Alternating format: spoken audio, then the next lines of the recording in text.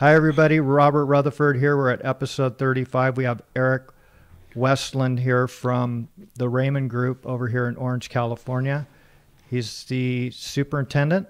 Yeah, general superintendent. General superintendent for Raymond. And I know he's got a ton of experience, so really looking forward to hearing his story today. How you doing today, Eric? I'm good. It's Thursday. Yeah, man. I like to call that Friday Eve. Exactly. That's awesome, dude.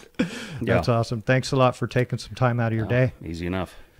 Everybody's good in your circle with the stuff that's been going around? All the COVID stuff. This is crazy town. Like for me and my family, my oldest daughter is pregnant right now, and I've got a new baby grandson. So, she's nervous as can be, and my wife's nervous. So, I think a lot of people are nervous. Sure.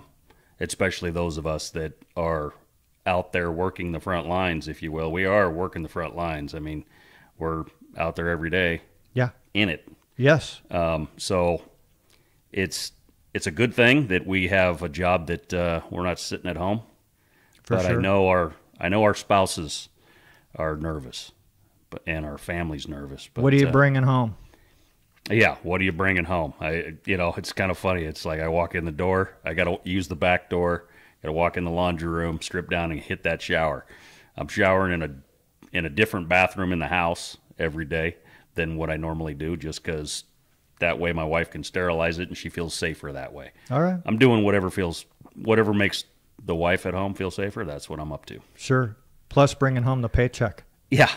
And you're able to do that. That makes him feel safer too. You betcha. You bet. You bet. So, Eric, you've been in the industry for how many years now? I got in January of 91.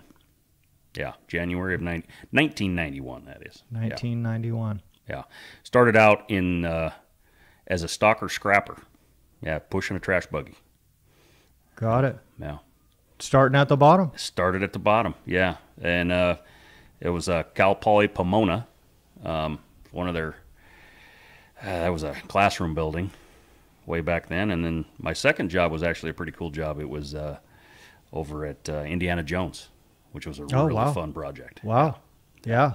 That was a fun one, especially your second job. No doubt. So much theme work and learning a bunch of different stuff and all the rock work that was there. And it was a lot of fun stuff on that project right out of the get start. It wasn't just metal studs and drywall. Exactly. Yeah. Exactly. So you're actually a pretty young guy to be a superintendent.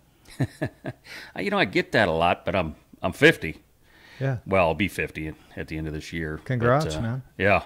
It's usually most of my predecessors. Pete Byrne was my predecessor, and he told me it's a 10-year slot. He goes, after 10 years, you're pretty much wore out because it's a tough spot. Yep. So, like he said, make sure you're ready to retire in 10 years.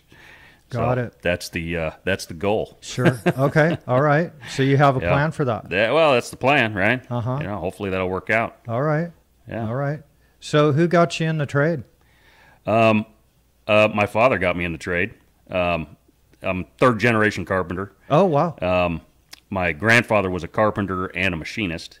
My dad was a carpenter his entire life. And then all my dad's buddies are all carpenters. Uncles were carpenters. It's just a way of life. Yeah, it's in your blood.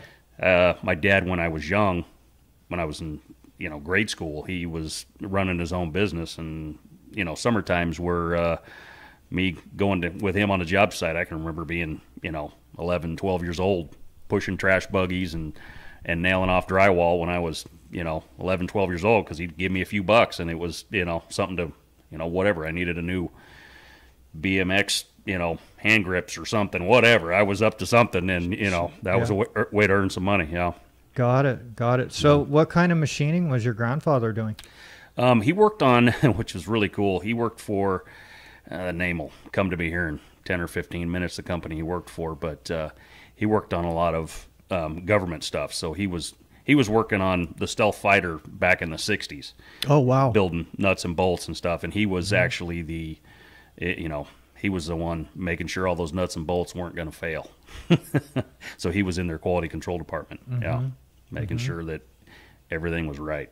Got it. Yeah. Got it. And he went from being a carpenter to a machinist, or vice Yeah, versa? and a little bit of both. He was, after World War II, when he came back, he built houses in back east, and then he came out here, and he always was building something. It was almost like that was his, and I do the same thing nowadays. And when on the weekends, there's always some project at the house. Sure. I would much rather do it myself than have somebody pay to do it. To me, that seems silly. Well, a lot of times when you pay them, it looks like shit when it's done, and you look at it and you're like, Well, there is that aspect of it too. you're yeah. like, I could have done better than that, and I Yeah. don't even know what I'm doing. You know? Yeah. I feel you. Yeah, I mean, in my house growing up, I mean, my dad was always that way. It didn't matter if it was tile or plumbing or electrical. We were going to figure it out and get it done. And over the years, I mean, I was able to, me and my younger brother's actually in the trade as well. We were able to build my dad's retirement house he lives in today. Big, 2,500 square foot house in the hills in Fallbrook. It's beautiful. Nice. He's living in a way too nice of a house for a carpenter to be living in. That's for sure. Well, shit, man, he's got a killer pension. Yeah. Well, Right. there's that. Yeah. And he's got this big old beautiful house, and guys that are down the hill from him go, "What you do for a living?" "I was a union carpenter." "What?" It's pretty funny because one guy owns a huge electrical company. They literally service all of the Albertsons across the nation. Got it. And he lives down the hill from my dad. So, Nice. he's kind of like, "How are you living on top of that big old hill?" Good for Being him. a union carpenter. But, made some wise investments here in Orange County, and, Yeah. Yep. And then- it built it out of metal studs? built it out of metal studs, yeah. The only wood in that house is the plywood for the second floor. Yeah, Is everything that else is metal. Got it. Did he help you? Oh, he was out there sweating with me every day. Yeah, I mean, I did weekends down there for, 8 months.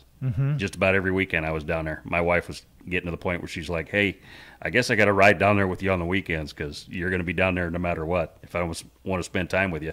Sure. But, me and my brother looked at it like, "Hey, man, this is my dad's, retirement home. This is, we're going to do this with him." It was fun. It was a lot of fun. I'll bet.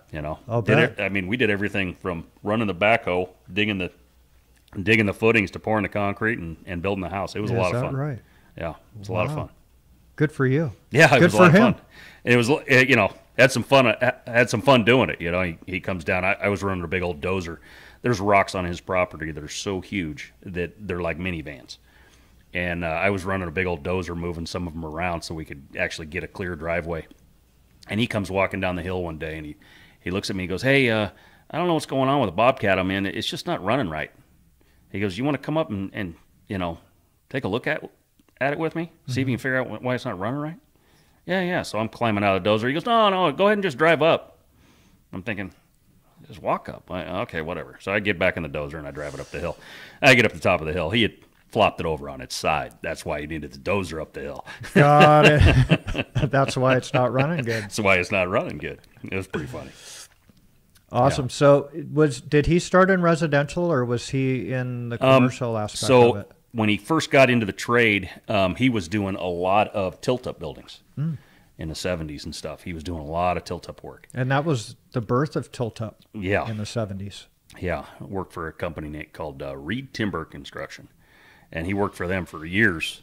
And then for about 10 years, he ran his own company. And then in early 90s, actually about 89, 90, right in there someplace, he went to work for Raymond. And he worked for Raymond. He's been retired now 8 years now. Yeah, 8 years now. So he worked for about 25 years with Raymond. He worked everywhere from Orange County, Vegas.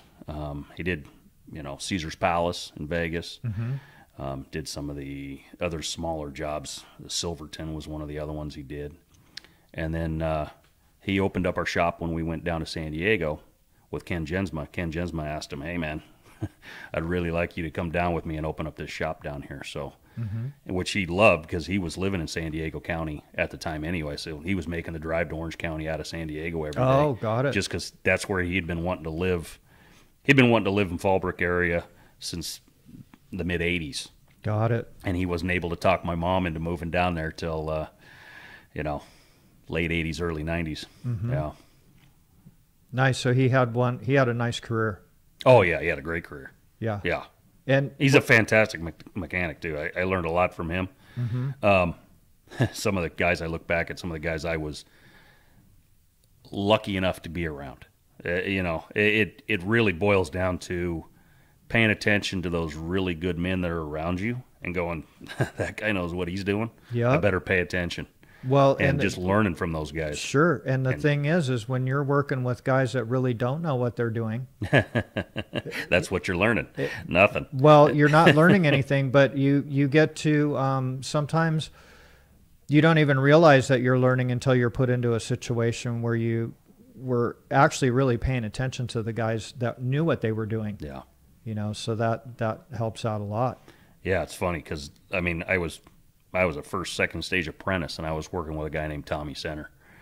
And, people go, who's that guy? Well, at Raymond, he was one of our best mechanics ever.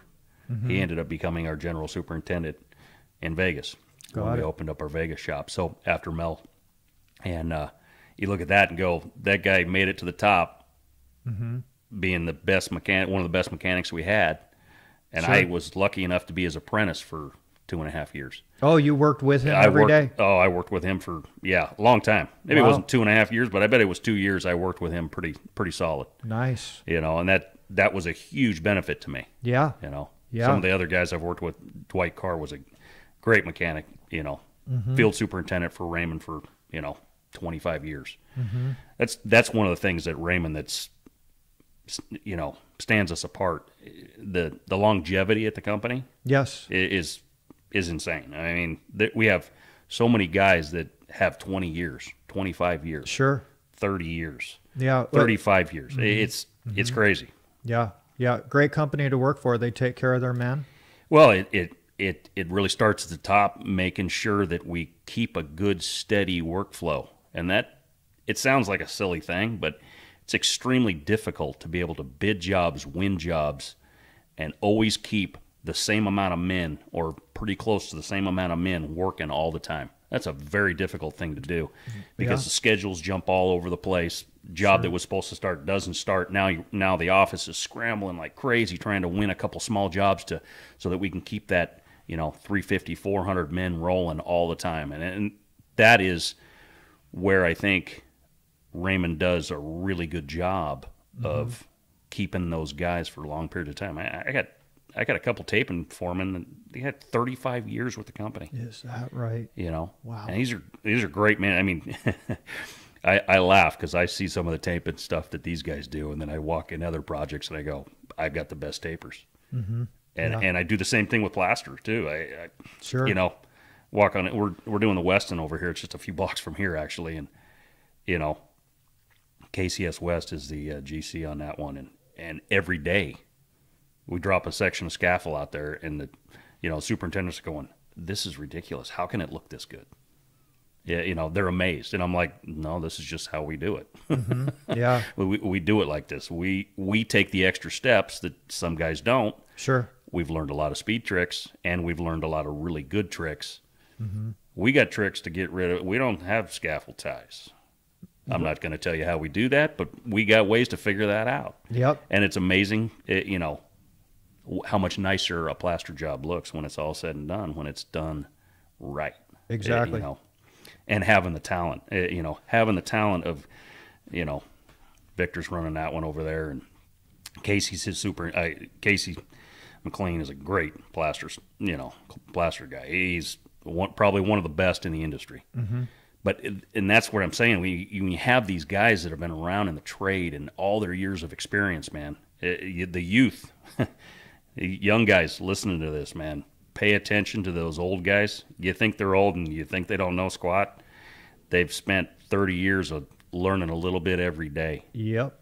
Our industries, we should get doctorates for I what agree. we do. I agree. And if people could understand the level of which a good quality building is, I think people would respect the construction industry a lot more.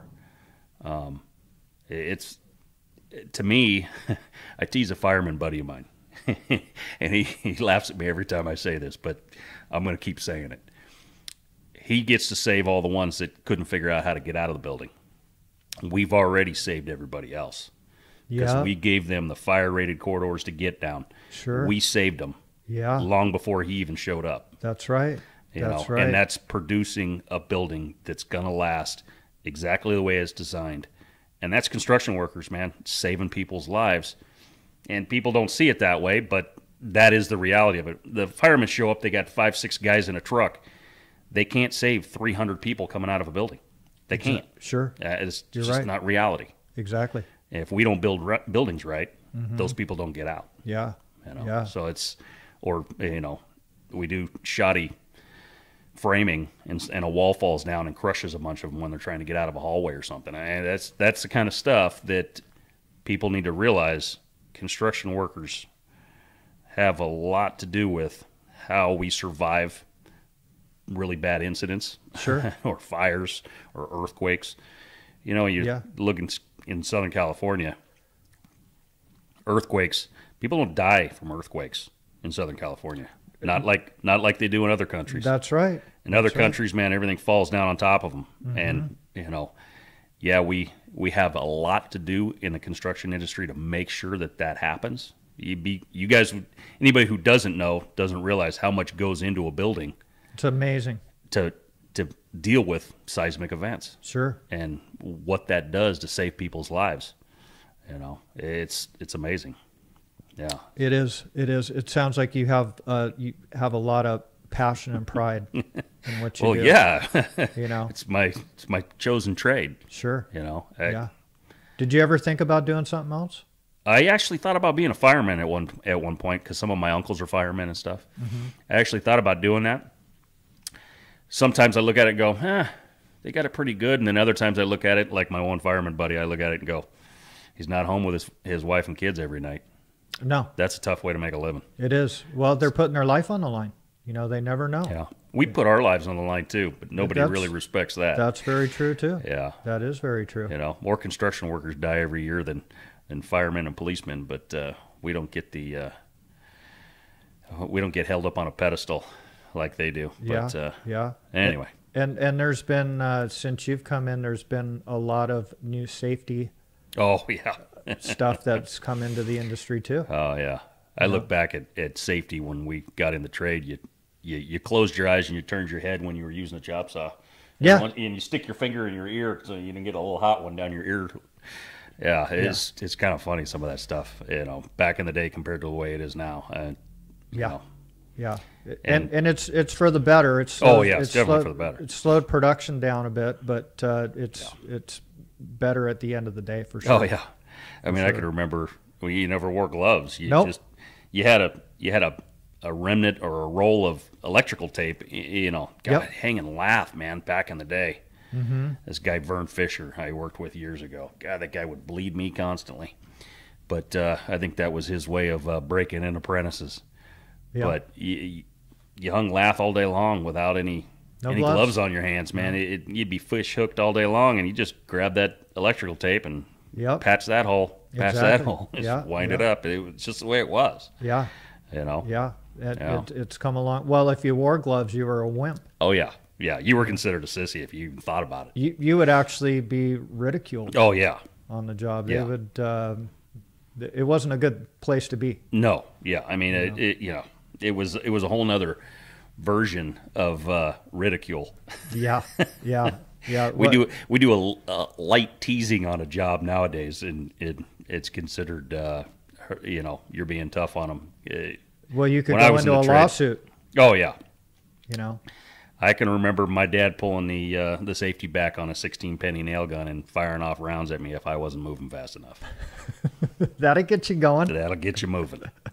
Yeah. That's funny. Yeah, leave good-sized welts on you because you ain't moving fast enough. Did you work with him on projects? Let's see. I have worked on. It's going back a ways because it's funny when you're first in the trade with your dad. I worked on a few jobs with him.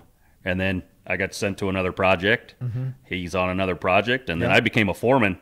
And then you were almost never on the same job with him. Sure. Kind Cal Poly Pomona, we did back in the day. Soka University, worked at Soka University with them a little for a short term.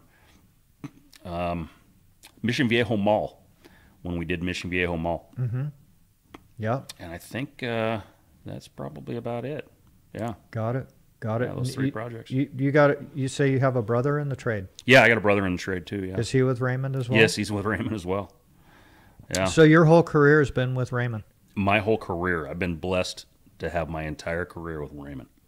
That's really nice to hear. They've kept you busy and yeah, loyal to you, and you're loyal to them. Yeah.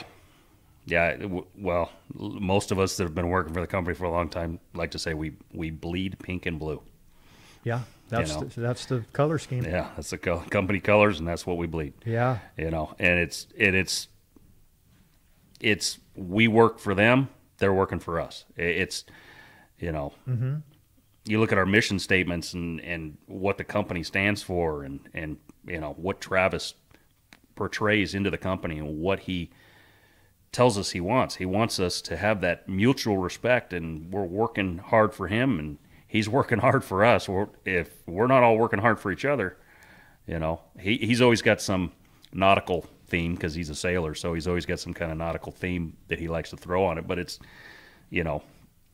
he's always trying to create this bond between us. We're a big company, fairly large company, mm-hmm. but we try to keep the company as more like a family, the best that we can. And that's the way Carl wanted it. Mm-hmm.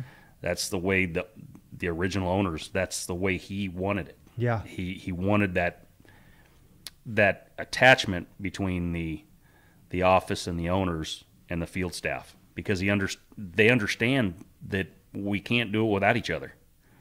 It's the bottom line. It can't be done. You can bid all the shit you want, but if you don't have the labor to put it up in the air, it ain't going to get done. Yeah, it ain't going to get done. So it's making sure everybody's taking care of each other too. They can hang it up. Yeah. They can close the doors. They'll Yep. be fine. Yeah. But they have that drive. Yeah. To keep the wheels turning for everybody. Yep. And they're feeding a lot of mouths. Oh yeah. So it's what's the biggest project that you ever worked on in the field? The biggest project I ever I was the field foreman or field superintendent on the Wilshire Graham project. So I was. Oh Jesus! Yeah, I got to run that one. That was the largest project I ever got to run. Yeah. How many floors did you guys handle on that one? We were from the 11th floor to the top. Mm-hmm. Yeah. All the lower floors were handled by standard. Got it. Yeah. Got it. Yeah, that was. Yeah, that was a big one. A few sheets of board in that one, huh? Yeah, there's a few sheets of board in that one. I wish I could remember all of those numbers, man, because they were all big. But the impressive thing about that job was just the sheer magnitude of it. But everybody thinks that pods are the way to go, and on that job, it made it tough. That was potted, huh? Yeah, it was potted. Yeah, the restrooms on that one were potted. Huh. And just to create that sequencing, mm-hmm. The glazing and everything else to actually create that sequencing so it worked, mm-hmm. we got to the point where we had a 3-day schedule for framing out an entire floor. We would frame an entire floor in 3 days. What the hell happened out there? It was crazy. It Wow. was crazy. Yeah, we were moving like you wouldn't believe. You must have had some phenomenal coordination. We were 250 men deep on that project, just working for Raymond. Jesus. The man lift never. Those guys were working 12-hour shifts. Yeah. And the man lifts never stopped. And Saturday and Sunday was also a day that was a normal work day. Yeah. Just because there wasn't enough time in the day to get materials in, Sure. and trash out. Yeah. And that stuff got done after hours for the most part. And it was around the clock to make that tick at that kind of pace. And you coordinated all of that in the Well, field. not just me. Well, it takes a team. Absolutely. And it was a large team, and Turner on that job there's a great team of those guys at Turner that helped that project out. And we jumped alongside of them, and we ran that big old monster to the top. Yeah, it was a lot of fun. It was a lot of fun being on that project, riding up that man lift. You know, I've been on 30-story buildings, you know, lots of them. But as soon as you get past that 30th floor and the 50th floor, and now you're looking down at all the other buildings around you. Yeah. Yeah. It's a different feeling. When Yeah. you're looking out and you're standing on a floor and you look out there and you're looking down at helicopters that are, Right. you know, flying over the freeway, the Yeah. newscasters, and you're like, oh, okay, that's weird. Yeah. I've never I'm up experienced- here. Yeah, I'm up here. Yeah, it's pretty funny. Yeah, we made some trick spiral radius trims up in the lobby. Yes. And the lobby's up on the top floor. Yeah, there was some fun stuff in the. If you've never been there, you can go up to the bar and stuff. The bar area up there is beautiful. Yeah. I mean, it really is. The rooftop bar is a really cool place to go to. It's just a neat place. You know that spiral staircase? Yes. Up in the top there. Yeah. They called us up to bend all those trims and stuff, and they actually wanted me to come out to the job to make sure that it was going to be curved the right way Yeah. and stuff. And I was, you know, there was still all kinds of stuff going on up there. You know, they were putting some of the finished flooring in and stuff like that. It was quite a ways along, but unbelievable views up there. Oh yeah. It was a clear day too. You know, Yeah. you could see the ocean and everything. Yeah, so. you can see the ocean up there. That's a cool. That's a cool day. Yeah, yeah, it's so, fun. So that's the monster under That your would be belt. the monster on my resume for sure. That's a good one. That's a good one to have. Iconic. Yeah, 5 hospitals. 5 hospitals. I've done 5 hospitals. Yeah. You're OshPod, man. Yeah, I've done plenty of OshPod. I completely understand it. Yeah. So that all that knowledge that you have when you take those on, Oh yeah. it all comes into play for the company. Yep. Bringing up, you know, the younger guys and getting them to understand it. You know, doing a job right now. It's not OshPod, but you know, it's a college. So you get a fire marshal that's like OshPod. Mm-hmm. It's pretty close to being the same kind of thing. Yeah. He's, you know, and he's just nitpicking stuff. Got to be in compliance. You got to be in compliance, man. You got to know what you're doing, and it's little things like that if you don't know what you're doing, mm-hmm. you can be so spun out and you can be so frustrated. And the first thing I would say for something like that, man, call somebody that you know that's older. Yeah. You know, Get some good advice. get some good advice from somebody who's done it before, man. Yeah. Don't try and figure it out on your own, because in the construction industry, you could have 20 years experience and have never done what it takes to do that. For sure. That's giving you that headache that day. Yep. You know, and man, Well, those guys have a lot of power. Oh yeah, they do. Oh yeah, for sure. Those guys got a lot of power, and they can shut your job down, and they can make your job a royal pain. But at the same time, they're trying to build a perfect building, Yeah. and that's what we're there to do. Yeah. We're professionals too. Yeah. Let's give them what they're looking for. Sure. But a lot of times it's just how they want to see it, and it's not how we do it on most jobs. They want to see every little thing, and on most jobs, you stuff and you spray it. You know, walk away. Exactly. They want to see the stuffing done. They want to see it. Sometimes they want to see the area clean, but make sure it's clean back there before the safing even goes in. There's all these little intricates. So you got to make sure that you sit down with a guy and just talk him through and see what he's looking for. I would say that for any inspection. Absolutely. Get a hold of your inspector and know what he's looking for. Mm-hmm. Get to know the guy. Yeah. And ask him straight up, hey, what are your things that you're really looking for? What is your concerns? Don't be afraid of an inspector. That's. I don't think the inspectors want to see that either. They don't want to see a sheepish guy, because then their interpretation of you is you don't know what you're doing. You're better off asking them the questions, hey, what are you looking for? Yeah. Well, And being prepared.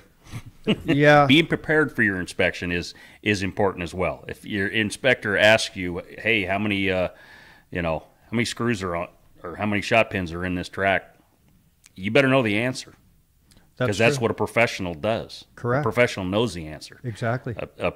A non-professional goes, let me go back and look at the drawings. No, you should have that memorized. No us. That doesn't work. Well, the bottom line is don't cheat the guy, because once you do cheat it right. him, Do it right the first time. he's going to be on your butt the whole time. it's easier to do it right the first time, Absolutely. and you never get paid to do it a second time. Never. But you're going to end up doing it anyway. For so sure. How does that make any sense? It doesn't. It's not a win for you. You look like you're going to end up looking bad to your boss. Yep. You're going to cost your company money. Mm-hmm. And last time I checked, those bonuses that they pay out to you, They're gonna be there. Yeah. they're not going to be there for you because you wasted it. Exactly. And you might be the guy that wasted it. Yep. Yep. Yep. And now all your buddies, your other foreman buddies or whatever, those guys aren't going to get their little bonuses because of mistakes that you made. Exactly. It's better to build it right the first time and not worry about it. Yeah. I sleep a heck of a lot better at night. Absolutely. Yeah. Yeah. You're taking pride. It drives my wife crazy that I can drink an entire pot of coffee and walk down the hallway and fall asleep before she can finish brushing her teeth. But the reality of it is, I got a clear conscience. It makes it a lot easier to fall asleep. Absolutely. Absolutely. So when you're bringing in a new foreman, Yeah. usually how many years has he been a journeyman before you put him in that position? That depends on the journeyman. I mean, I've had guys. I got one now. Brad. He was one of my apprentices in the trade, and he's been exceptional from the get start. Mm-hmm. So you knew, right away, this kid. He's going to go somewhere. He's going to go somewhere. So you start prepping him early. Mm-hmm. You start making sure that he's the guy reading drawings. You make sure he's a lead guy when he's literally 7th and 8th stage apprentice. You start putting some pressure on him. Sure. See if he's got it. Yep. See if it got what it takes. Mm-hmm. We've had guys literally turn out and within 6 or 8 months or a year become a foreman. But Mm-hmm. I've had guys that have been journeymen for 10 years, and then they finally raise their hand and go, "Hey, I'd like to run work." Mm-hmm. I got me and Mel, my right hand man, we vet men thoroughly. Mm-hmm. A foreman needs to be a very well-rounded carpenter and a very well-rounded individual. I can't have a guy that's a hothead. Can't have a guy that doesn't want to take care of his men. I can't have a guy that doesn't have those personality skills in a meeting.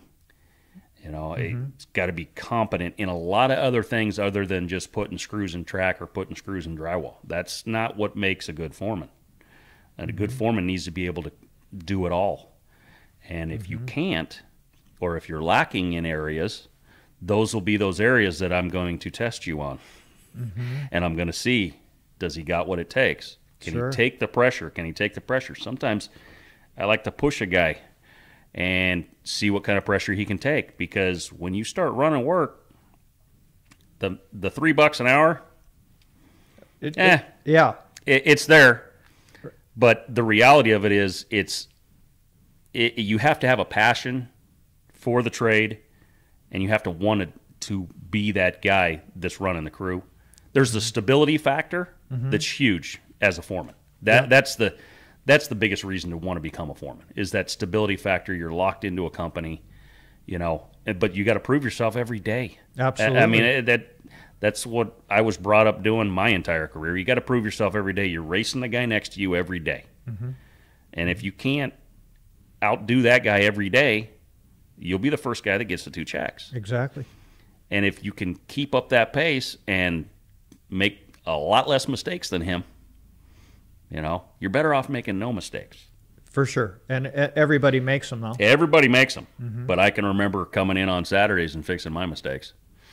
Yeah, I did. Because I didn't want to, if I made a mistake, I didn't want to tell my journeyman. I didn't want to tell my foreman. No. I would much rather just come fix it on my own.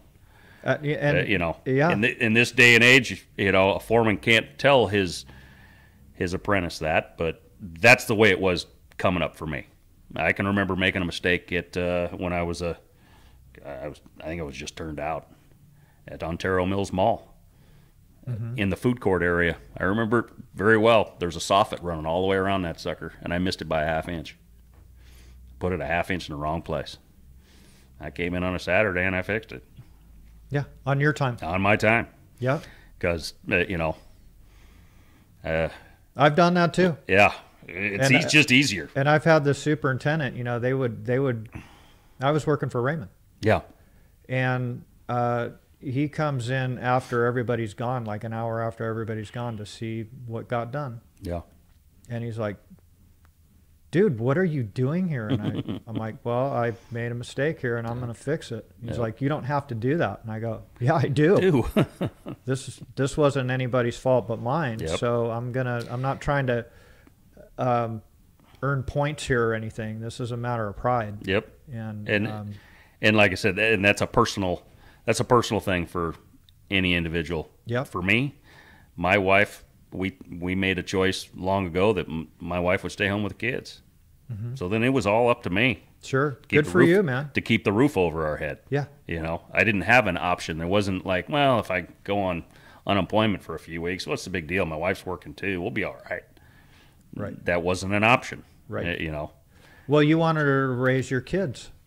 Yes. Yeah. And those are personal decisions, and sure. It's tough for everybody to make those decisions. But I think when we first got married, we started doing the math on what it takes to pay for after school care and everything else. You start thinking to yourself, geez, if she just drives a used car instead of a new car, mm-hmm. and we got about another $300 or $400. I think it was like $300 or $400 less a month for spending cash. She right. can stay at home. Exactly. To me, I decided, that just makes more sense. Yeah, that does. And that's nice that you were in a position to be able to do that. Yeah, and as a carpenter, you make enough money that that's actually a plausible decision. Sure. Because there's a lot of other jobs out there you could do that wouldn't even be an option. You wouldn't even be thinking that was an option. Exactly. The $300 or $400 extra bucks a month I'm thinking about, that was play money. Mm-hmm. Because I could still afford to do it easy. Mm-hmm. I was still going on vacations. I was still had a boat at the house. Yeah. Still had a jet ski. I was still goofing off. Mm-hmm. I still had money. Yeah. It was just like, okay, I got to cut back a little bit so that we can do this. And that's the benefit of a union carpenter. And we make a little bit more money mm-hmm. than the rest of them. Yep. Yep. It's a good package.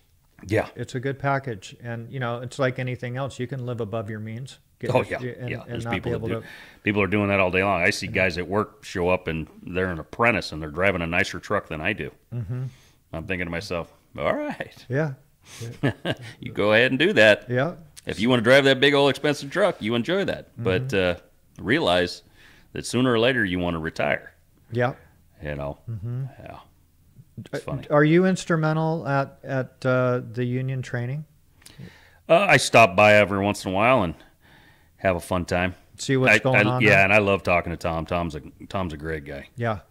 Mr. Rodriguez. In fact, I called him earlier today. I was having a conversation with him. But yeah, he's a good dude. Yeah, all those guys are. Yeah, they all are. It's a very impressive operation that they have over there.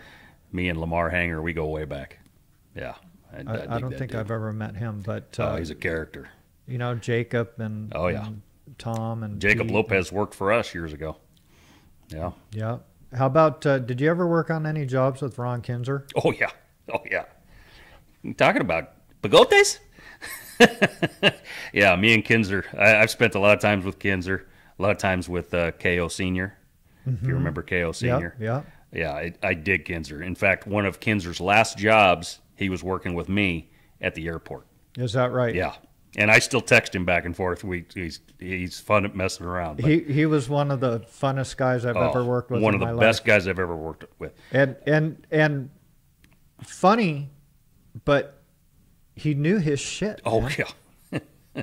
He was a he was one very of those, bright person. Oh yeah, he was one of those kind of guys that he could make you feel stupid when you thought you had your shit together, and then he looks at you and goes, "Well, no, it needs to be this way," and then you go, "Oh man, yeah, you're right. You got it way more figured out than I thought I had it figured out." Yeah, he was. I worked with some great guys in that company, and Kinzer was definitely one of the best that I was able to. I worked with Kinzer a bunch at Hollywood and Highland when we did the Renaissance Hotel there. Mm-hmm. At Hollywood and Highland. Yeah. I remember seeing him out there because we Hollywood and Highland, that whole thing Yeah. was going on. Yeah, that was a out big there. We project had going on there. Bunch of crap going on out there, materials and stuff like that. And Ron was running that job. Yeah. And Yeah. I've had a lot of laughs with that guy. Yeah. Yeah. It's really funny. Oh, Have you really heard from funny. him lately? I think the last time he texted me was probably Valentine's Day. He was messing with me. Said something along the lines of, "Hey, you want to be my Valentine or something?" I don't know. He's always messing around. Yeah, he was a lot of fun. Oh yeah, he's a lot of fun. How about Johnny Legnard? I haven't seen Legnard in years, but yeah, I worked a lot with Johnny Legnard back in the day. He is a character. I can remember doing Kaiser Fontana with Johnny Legnard. I was on probably the 5th or 6th floor doing layout with Dwight Carr, and I could hear Johnny singing. Yep. He was in the basement doing shaft wall, and I'm like, "Who's got the stereo on down there?" No, it's just Legnard singing. Yeah. Yeah. Good guys. Oh yeah, Good guys. Those team of guys that I was, and there's a talented man, Legnard, very talented mechanic for sure. And that's what I'm saying. Some of the guys that I was able to be around coming into the trade, those guys they're great hands. Yeah. Ralph Burns. I don't know if you ever worked with Ralph Burns. Ralph Burns was a great mechanic and super meticulous. I mean, you would think you had everything perfect, and he'd come over and go, "Oh, what about that?" And you're like, "Ooh, yeah, that could have been a little better." He was just, and I mean, Ralph Burns has been retired for probably 4 or 5 years now, and he's living up in Oregon. He just sent me a picture of the chicken coop he built. I mean, people don't have houses that look as nice as that guy's chicken coop. Is that right? Yeah, it's Wow. hilarious. Wow. It's Square and plumb. Oh yeah, and it's beautiful too. I mean, it's all trimmed out, looks bitchin'. It's like funny. 3 different colors of paint. It just looks bitchin'. That's funny. Yeah, but that's the talent you learn in the trade. For sure. How about lean construction? Are you? Oh yeah, so that's the new. That is the new thing that we're trying to figure new. out. It's not new. I find that funny because I do get a lot of pressure from my office. And in fact I think I mentioned this to one of our new CEO. He's like, well, yeah, he comes from a manufacturing background, and he was, making mention of, well, it's lean construction. I'm thinking to myself, okay, well, I can remember being a first period apprentice, sitting over a giant stack of little parts and pieces and putting them together for a soffit, and prefabricating some kind of crazy soffit drop when I was an apprentice. Yeah. We've been doing this stuff for forever. We've been figuring out ways to make us faster. Sure. The best way to figure lean construction is what makes you faster. If you're not constantly improving, that's where you're not being lean. One of the things I like to say is every job we do, it's a one-off. Okay? Yeah. If you're building a custom car and it's a one-off, that car's a lot of money. For sure. It costs a lot of money. You betcha. We build these buildings, they're not cheap. Nope. I mean, we're earning wages, but to that owner, it's not cheap. Hell no. He spends a lot of money building that building. But we need to figure out how to build it as fast and as accurate as possible. And every one of them's got different twists and tweaks, and the logistics is a huge... That's getting harder. Oh, yeah. There's some jobs, I mean, well, like Wilshire Grand was Sure. like that, man. It was built on a postage God. stamp, man. I literally, whatever pulled up on the truck had to hit the loading dock and up the man lift. There was no lay down. That was No lay staging down. area at all. No. And if you missed your window on that job, the delivery schedule was by the hour. And if you missed your window, you were screwed. Sure. Send your truck back. Yep. You missed your window. Yep. The Glazers missed it a couple of times because their glass was coming from out of state, and then truck doesn't show up. The glazing shut down for 3 days because they don't have material. Yep. And it's so important to understand all of those aspects of what construction is and figuring out the fastest and easiest way.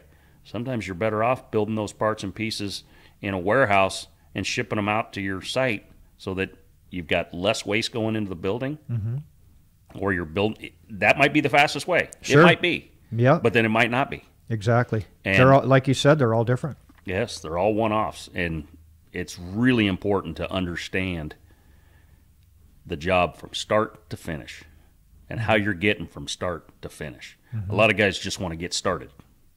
Well, if you're just to get started, you're not doing the company you work for. You're not being that professional carpenter that you need to be. It'd be like, if you're a guy just wearing your bags, if you're walking by the bin in the morning and you're not grabbing the box of screws that you need on your walk in, what are you doing? Exactly. Now you're just there to collect a paycheck. Sure. Yeah. You should be grabbing that box of screws as you're walking in, or whatever you needed that you can actually carry. Yes. And it's those little things. Sure. That most guys don't understand. Put a carpenter in the dirt. I think we're about $1.40 a minute. That's something to think about. For sure. $1.40 every minute your boot's touching the ground. Yeah. Per man. And you start realizing that, it costs the company $5 so you can go take a pee. Exactly. Yeah, exactly. Yeah. So when you start understanding the level of money that a union carpenter makes, you really do need to understand it. You can't be making mistakes. No. You need to be working at a different caliber. And that's that professional caliber we all need. Sure. And even like when you were Raymond always had a lot of pre-planning. Yeah. And a lot of companies like in the 80s and stuff, they would just give you a set of plans and go, yeah, you're going out here. Here's your new job. Yeah. They didn't let you study them for 3 weeks before here it is, man. Here it is. Yeah. And they're going to lie about Shot the budget. Out of a cannon. Yeah. And a lot of that has changed now with pre-planning. And, and a lot of it is because these schedules are super accelerated on these jobs now. Some of these jobs, the schedules are just off the wall, crazy. I mean, stuff that when I first got in the trade was a year-long project that we're doing in 6 months. Yeah. It's And loading it up with a million guys. Yeah. You could do that, but you need to know what the hell they're going to do. Otherwise, they're tripping on each other. Yep. Nothing's getting done. Yep. And they're wasting time. For sure. And, it's so easy. That's where running work and being a foreman and understanding that cost and making sure that everything's there prepared for them. The materials are sitting in the room where they're going to be doing their work, man. That's your bare minimum as a foreman. You need to make sure that that's happening. Make sure the area is clear. Make sure that the other trades are out of the way. The scheduling of a job.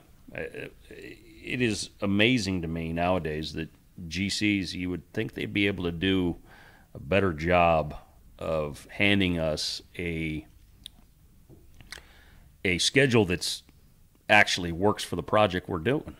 I'd be surprised how many times I get a schedule and I look at it and go, well, this is a schedule for a poured in place concrete job, but the job we're building is steel structure on metal deck. Well, it's not the same sequence, guys. Sure. Yeah, exactly. But that's the schedule they've given us. Right. And you're like, this is one of the first things that needs to get worked through. And to create that with the GC and get them to get on board with you is difficult. Yes. It's difficult. But that's what will help you get to the end and not be running around with your hair on fire. Well, it's going to help them get to the end too. Yeah. And sometimes you got to lead the people to the water because they don't even realize that they're dehydrated. You got to drag them sometimes. Sure. I've had some GCs where their schedule is so messed up and they don't even understand that they're messed up. And you're just like, man, guys, I sure hope you understand that I'm on your side. I'm teamed up with you because if you lose, I lose. Sure. Yeah. I do. There's no other way to look at it. There's no other way to look at it. And you need to be able to team up with whatever team you're on. That's another part of construction that is a funny one, right? You land on a job, and the entire team, everybody you're looking at, hey, I've never worked with any of these guys before. And it happens every time we go to a new job. Sure. It's a completely different team. Yeah. And trying to gel that team together on every project is huge. Yep. That needs to be something that is focused on. Because if you don't focus on that in the beginning, you're never going to have a good flowing job. You're going to have fights on the job. Yep.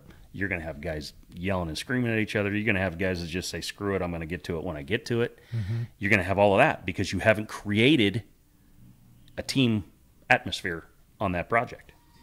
And all you're going to do is end up with a bunch of hassles. Right, right. What the hell is that?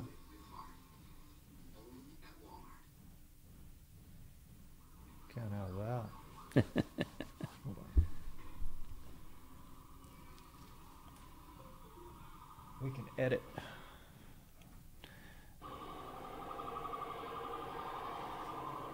That's weird, huh? That is weird. Just popped up, turned on. Yeah, so those that's like what you were saying though, is, you know, having the full package, being able to communicate with people and not be the hard ass and be under pressure and not communication. Yeah, be able to shoulder the stress of the job. Yeah. You know, your stress falls way off if you understand how the job's actually supposed to get built from start to finish. Exactly. And a lot of guys get stressed out because they're not seeing the total picture, the total job from start to finish. And it doesn't matter what you're doing. If you're an apprentice and they've got you doing something, you should be thinking about what you're doing from start to finish. What am I doing today from start to finish? If you're a first period apprentice, what does my whole day look like? Do I need a 10-foot ladder to get into that room to do that? Do I need a periscaffold? You should be thinking of all of those things. You know, you should be asking your journeyman, what am I doing next? You shouldn't be just standing there looking up at him while his back's turned to you and not doing anything. You should be moving. If you're not moving in a fashion that is putting stuff together, you're moving in the wrong direction. Yep. Whatever you're doing should be putting stuff together because that's what they pay us to do. Exactly. They pay us to build. And that needs to be a flow. And the better you can make that flow, the better everything moves. You know, some people need to be taught how to work. You know? Yeah. You're not pushing a broom for mommy and daddy on the weekends mowing the lawn. Right. You know, they just don't, you kind of had it in your blood already. You know, about that. You were around it. I didn't really have much of a choice. As a kid, you know, and you were,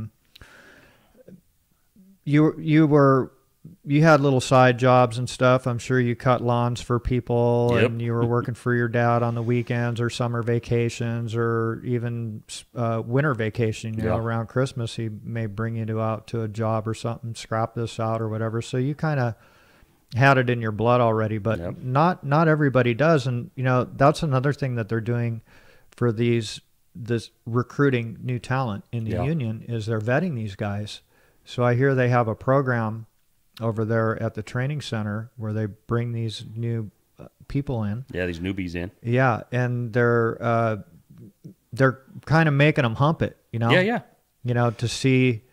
This is what you're going to be doing every day, guys. Who's good, who can make it, who can't. We never had that, you know, when we were coming up. No, but when we got in the trade, you either figured it out or you just quit. Exactly. I mean, when I first got in the trade, I can remember tons of guys just quitting. Sure. Because, you know, handfuls of screws thrown at you if you weren't moving fast enough was normal. Yep. I mean, it just was. It's part of the gig, yeah. And nowadays, I'm going to be probably firing a guy if he's doing that to somebody. Just because of the way that the laws are nowadays, we can't be doing that stuff. Right. But at the same time, there's a reason union guys make a lot more money. Exactly. We need to outproduce our non-union competitors. Sure. 3-to-1. Yeah. If we're not making 3-to-1 to them, the companies that we work for will fail. Yep. And the union will fail. And that's what's more important to me because those guys that are coming in behind me, those first period apprentices now, are going to be the journeymen in the future when I'm collecting my pension. Exactly. And if that first period apprentice that's just starting out right now, if I don't, as a journeyman or a foreman or a superintendent, if I'm not taking care of that kid and bringing him up and teaching him how to become a great carpenter, I'm doing myself a disservice. Yeah, as well as him. sure. You know? It's like you're raising a child, Yeah, I mean, in a sense. yeah, in a sense you are, You know? and at the same time you're taking care of yourself. If you don't understand it that way, you're not seeing the bigger picture. Right. You're just showing up to work that day. Maybe you're not thinking about that, but it should be something that's in the back of your head all the time. Yeah. You need to be educating those kids and bringing them up. Dude, you and sound making like them an owner. I mean, you're running your gig like you own the company. Well, I mean, the company takes care of me. I take care of them. That's, Yeah. there's probably a fancy word for that, but I'm just a dirty, rotten, stinking carpenter, so I'm not going to be able to pull that word out of my head. But the reality of it is, we work synonymously together. Sure. We have to. Yeah. Yeah. That's what makes it work. Exactly. It's pretty simple. Seems to be work. It's been working for me for 30 years, so Yeah. I'm not going to change anything. 30-year overnight success, man. Yeah. You know? Well, I like to say it's the longest summer job I ever had, There you go. just for good fun. There you go. You know, So how many kids you have? I got two girls. Two girls. Didn't get the stem on the apple, but both my grandsons. I got one grandson is he turned a year in March. Stems on that apple, so I got, and then the new one's in the oven. So I got two boys coming. Two boys. Two boy Congrats. grandsons coming. Yeah, it's cool. It's so much fun. I didn't realize I was gonna enjoy being a grandpa that much. It's kind of weird. It's a different. I'm not, but I can. You can spoil them and give them back. Yeah, well, there's obviously that, and anybody who knows me knows that I control my obnoxious behavior constantly because I love pulling pranks on people. So my girls deal with me pranking on them constantly, and now this just gives me another level in which to do that. Sure, I can fill them full of sugar and then send them home. Yeah, exactly. It'll be. Yeah. Good for you. Yep. Good for you. That's awesome. Hey, so Ron was telling me that you're an avid stand-up paddle surfer.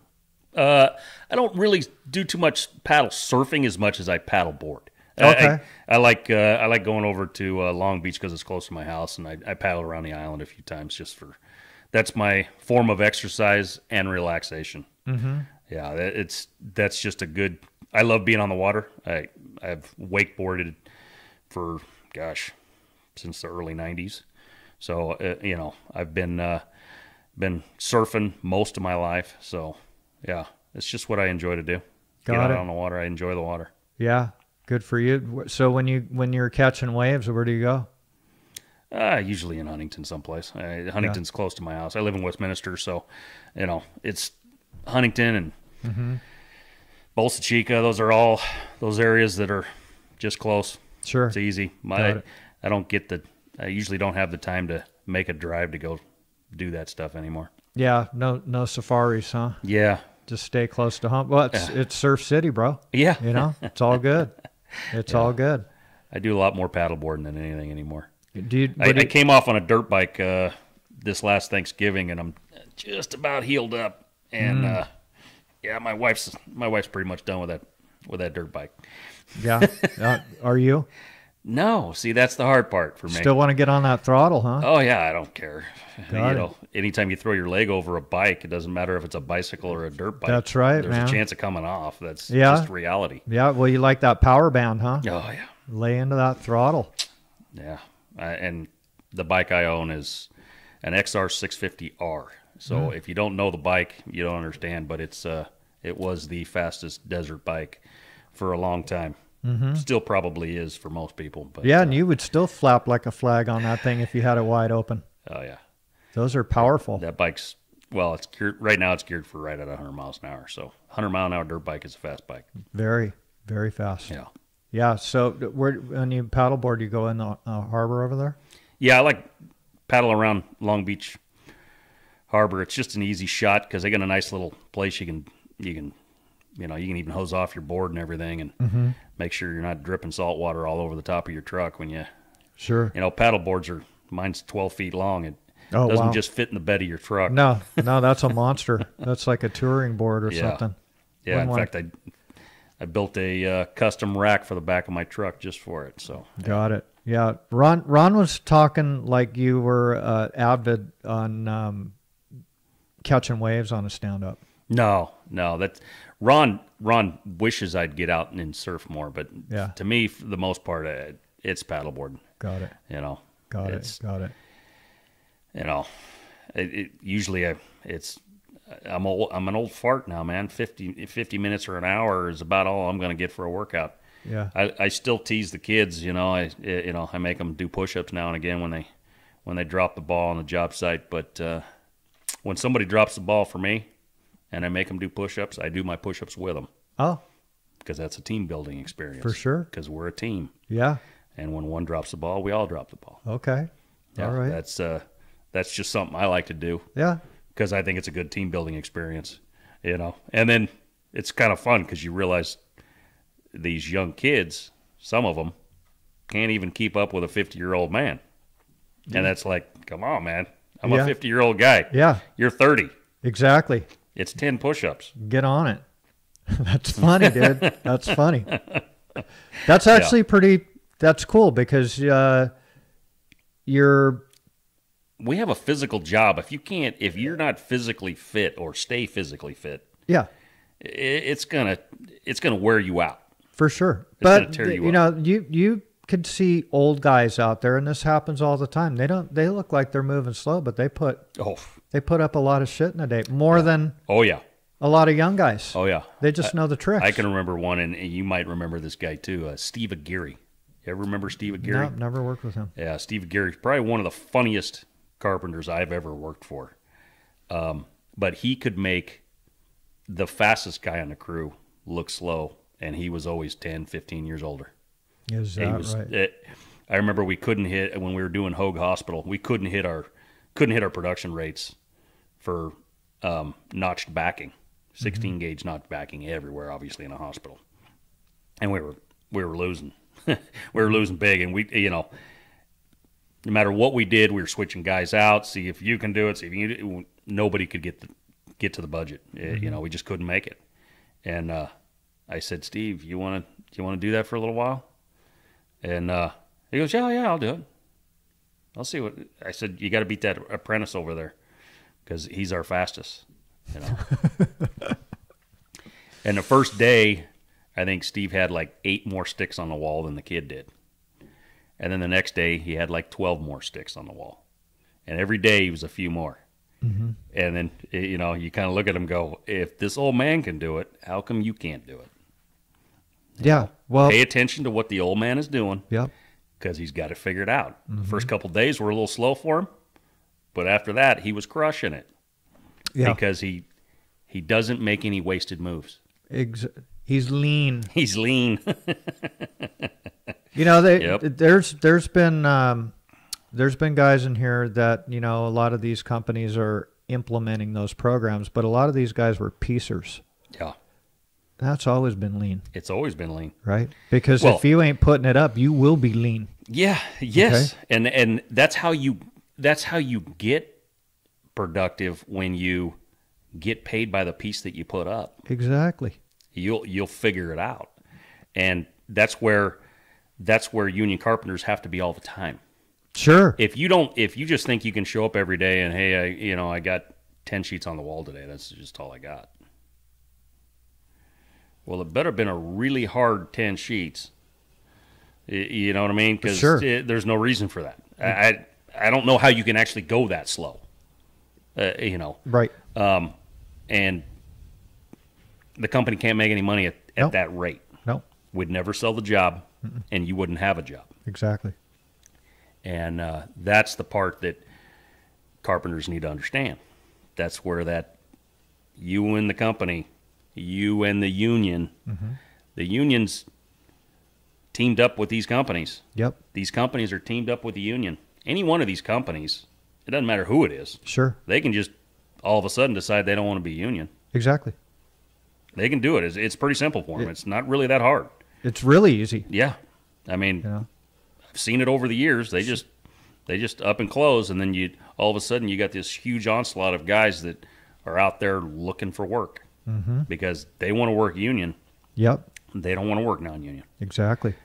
And that comes, in my opinion, that comes from the guys working for that company get lazy, and then the companies, they're not hitting their margins. They're not making their money. Mm-hmm. And the only thing they can do to keep the doors open is to go non-union. Or just go out of business. Yeah. Just close up shop. Exactly. So it's very simple. It is very simple. It really is. So really is. This is all good advice that you're giving to some of these new guys that are coming in the game. Yeah. They need to hear this. Do they talk about that when they're training apprentices at the training center? They did when I was an apprentice. Got it. And if I know Tom, I'm sure he's still drilling this into them. Yeah. Well, they're getting 95% of all their experience in the field. Oh yeah.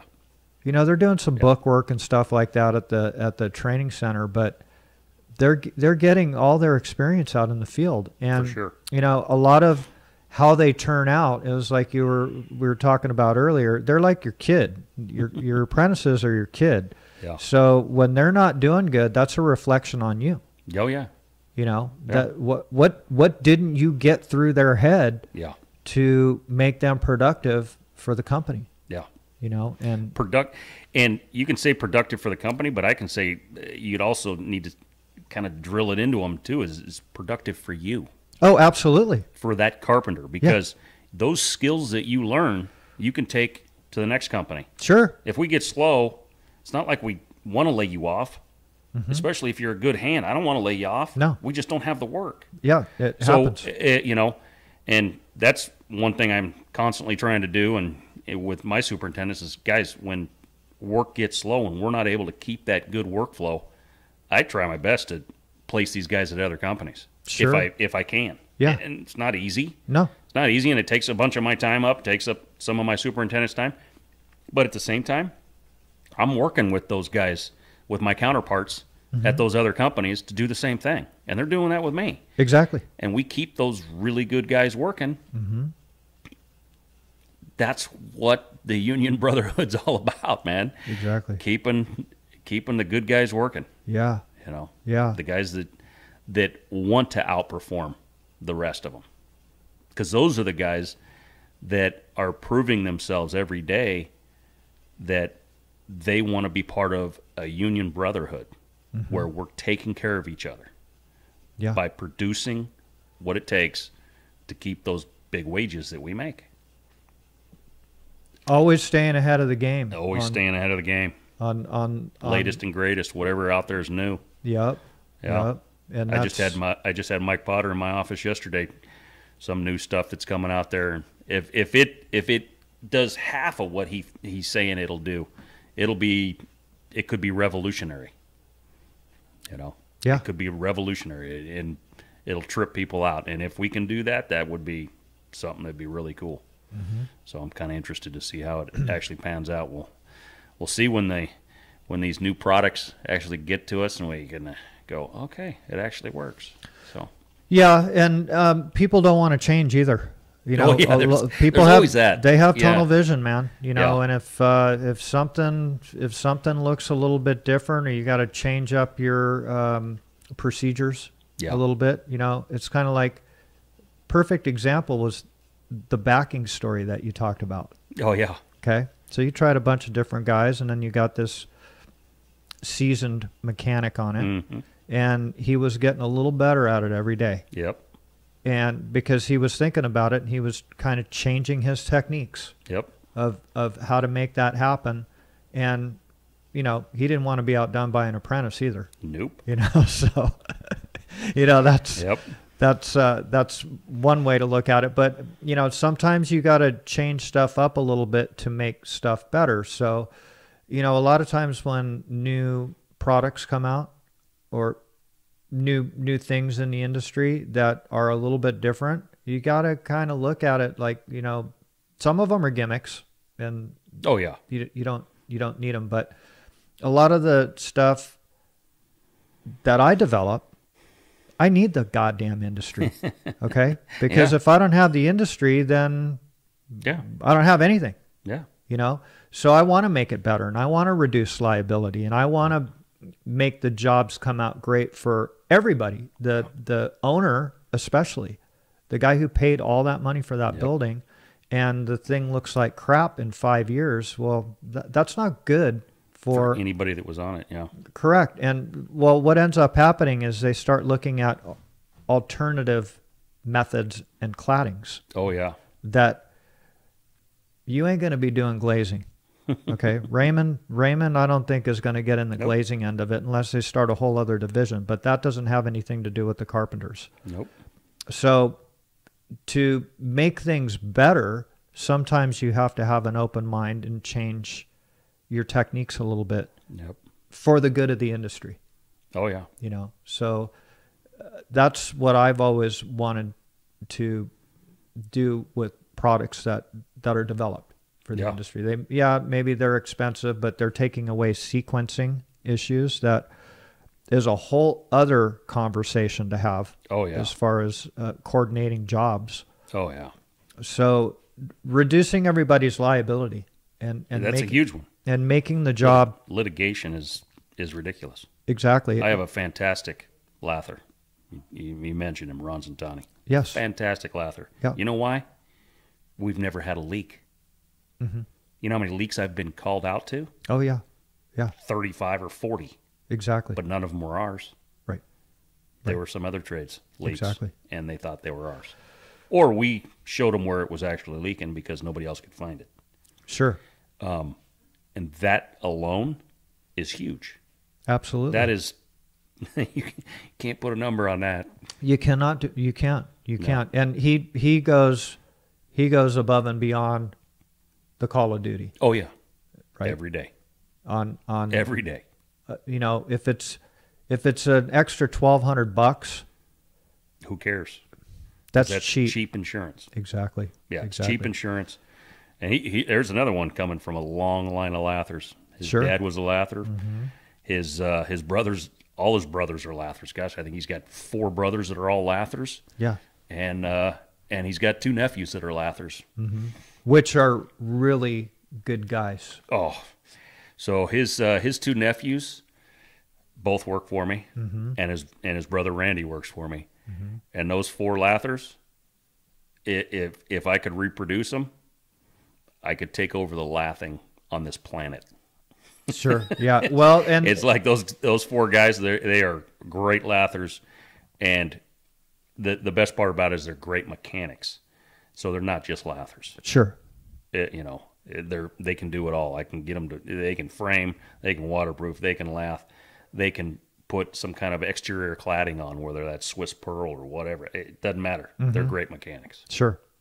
Yeah. I really like his nephews. Oh yeah. They're really nice guys and very enthusiastic. Oh yeah.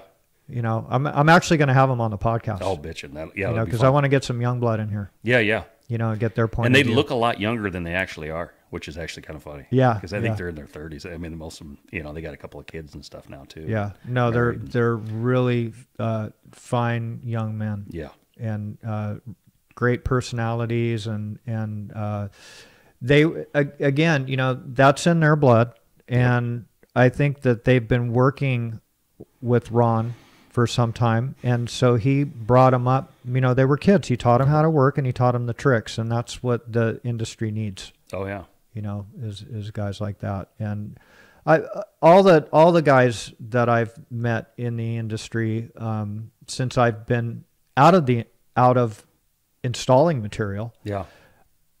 I like all of them. I like all these young guys that are coming up. They all have good personalities, and they all want to make a good life for themselves. Yeah, it's nice. It's kind of refreshing to see that some of these young kids are coming in and they're like, "Hey, okay, yeah, this makes sense." Yeah, they're getting it. Sure, they're starting to understand it. Exactly. I think everybody's minds work differently, mm-hmm. and carpenters, lathers, construction guys, our minds work differently than an accountant's mind. Sure. It's just the way it is. Exactly. Our minds think in 3D. Mm-hmm. We can look at a 2D drawing and turn it into 3D in our head and know exactly what we're doing, how to build this building. And that's a talent. For sure. Right? For sure. And I see that as a talent we need to get paid for. Mm-hmm.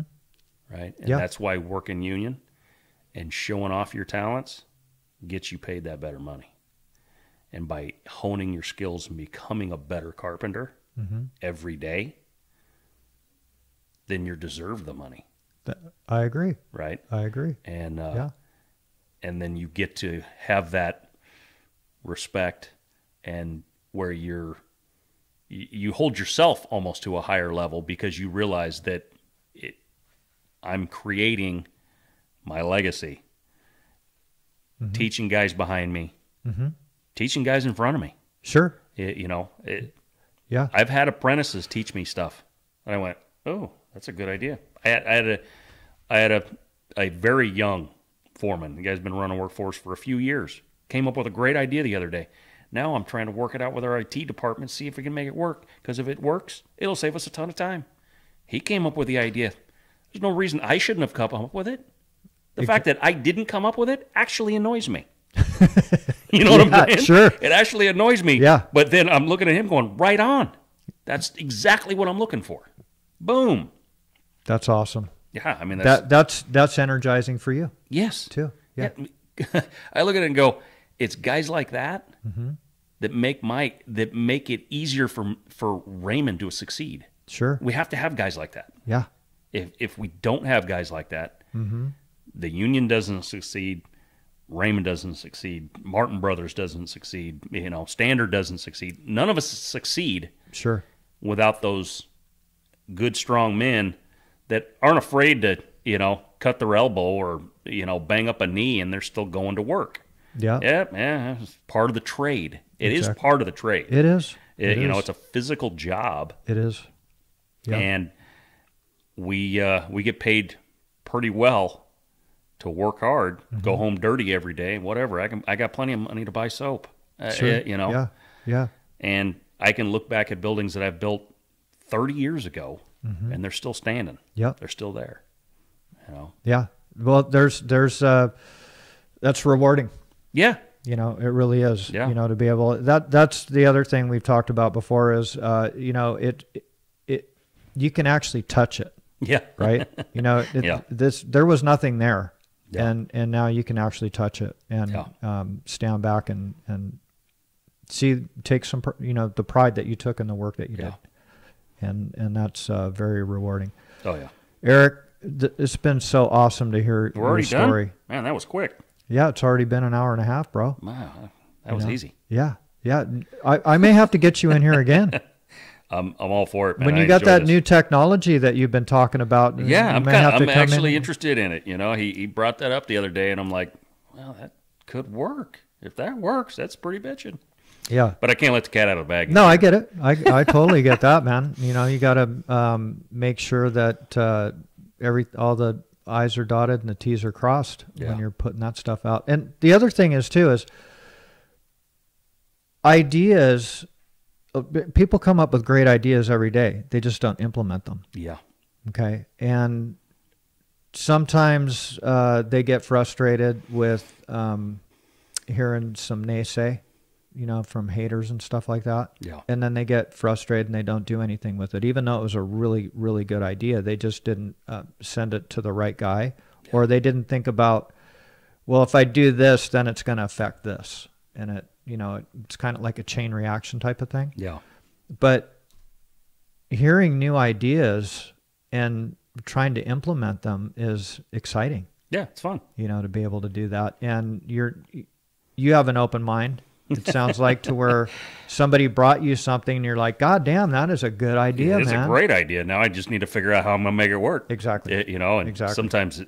Sometimes the worst thing is one simple thing with a program that you can't get fixed or manipulated, or one program doesn't talk to another program and you can't make it work. Yep. But this one, I think we can. So that's awesome. That's awesome. I really appreciate you taking some time to tell your story. Pleasure. You're a very Pleasure. interesting guy, and I don't know about all of that, but well, no, you have passion for the industry, and those That are I the do. guys. Those are the guys that I like to get in here so that they can share their stories with these new people that are coming into the industry to help, give them some vision, about where you can go in this industry and how good it is, and rewarding. Oh, yeah. So it's really appreciate it, Ron. Eric. Easy enough. All It was right, my Eric. pleasure. All right, man. Thanks a lot. Easy enough. See ya.